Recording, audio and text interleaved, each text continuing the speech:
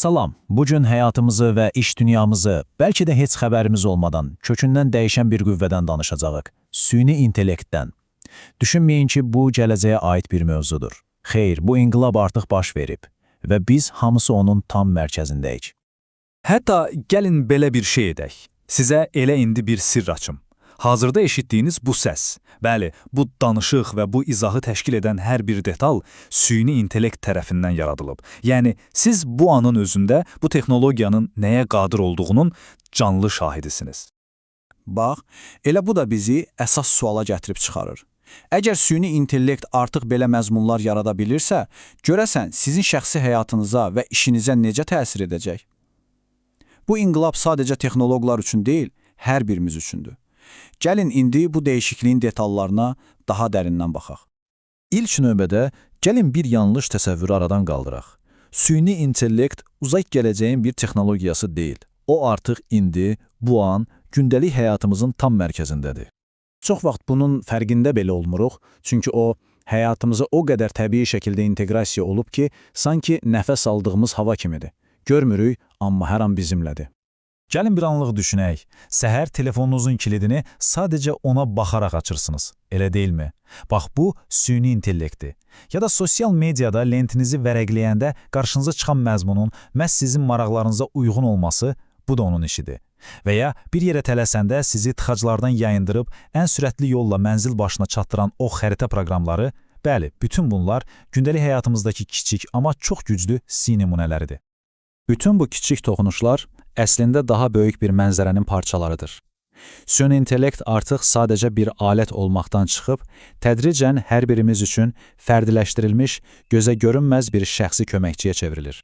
Bu təkamülə bir baxın. Hər şey bizə zövqümüzə uyğun musiqi və filmlər tövsiyə etməklə başladı. Sonra alış-veriş vərdişlərimizi analiz edərək, ehtiyaclarımızı bəzən bizdən də əvvəl təxmin etməyə başladı. İndi isə artıq biz evə çatmamışdan əvvəl otağın temperaturunu nizamlayan ağıllı ev sistemlərinə doğru gedirik. Yaxın gələcəkdə isə bizi təhlükəsiz şəkildə işə aparıb gətirən sürücüsüz avtomobillər reallığa çevriləcək. Bu, əsl inqilabdır. Yaxşı, bəs bütün bu avtomatlaşma iş dünyası üçün nə anlama gəlir? Bu, yəqin ki, çoxlarını narahat edən ən əsas sualdır. Görəsən mənim işim təhlükədədir? Gəlin bu qorxulara aydınlıq gətirək və reallığa baxaq. Bəli, düzünü desək, bəzi işlər avtomatlaşacaq. Məlumatların bir sistemdən digərinə köçürülməsi kimi monoton, təkrarlanan vəzifələr tədricən süni intellektə həvalə olunacaq. Amma hekayə burada bitmir, əksinə yeni başlayır. Yox olan hər rutin işin yerinə süni intellekt mühəndisləri, məlumat analitikləri və hətta robotlara müəyyən vəzifələri öyrədən robot təlimatçıları kimi bugün adını yeni eşitdiyimiz onlarla peşə yaranır. Yəni, əsas məsələ iş yerlərinin yox olması deyil, onların transformasiyası, yəni formasını dəyişməsidir. Tarixə baxsaq, buxar maşınının və ya internetin gəlişi də eyni dəyişiklikləri gətirmişdi. Bəzi peşələr yox oldu, amma onların yerinə qat-qat daha çox yeni imkanlar yarandı. Süni intellekt də məhz bunu edir, köhnə qaydaları dəyişdirir və yeni fürsətlər üçün qapı açır. Yaxşı, əgər maşınlar rutin işləri görürsə, onda biz insanlara nə qalır? Bax, bu yeni reallıqda dəyərli qalmağın yolu maşınların əsla, amma əsla bacara bilməyəcəyi qabiliyyətləri, yəni sırf insana məxsus bacarıqları önə çıxarmaqdır.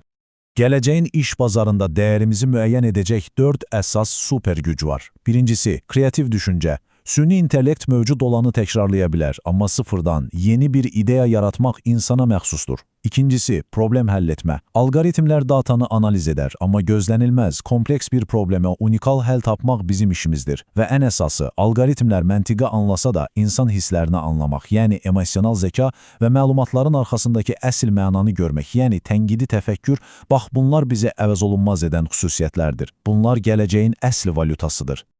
Beləliklə, bütün bunları nəzərə alanda qarşımızda iki yol olduğunu görürük. Ya kənarda durub dəyişikliyin sadəcə seyircisi olacağıq, ya da qorxunu bir kənara qoyub, qolları çırmalayıb bu inqilabın bir parçasına, hətta liderinə çevriləcək. Seçim bizimdir. Və bu fikir əslində bütün bu izahımızın özətidir. Məsələ kənarda qalmaq deyil, prosesin özünə çevrilməkdir. Bu texnologiya eyni ilə bu izahı yaradan süni intellekt kimi sadəcə bir alətdir. Ondan necə istifadə edəcəyimiz isə bəşəriyyətin növbəti səhifəsini yazacaq. Əsas olan prosesi anlamaq və ona uyğunlaşmaqdır. Və biz bu söhbətimizi sizi bir anlıq düşündürəcək bir sualla bitiririk. Süni intellektin formalaşdırdığı bu yeni dünyada, bu yeni dövrdə sizin şəxsi rolunuz nə olacaq? Cavab sizin özünüzdədir.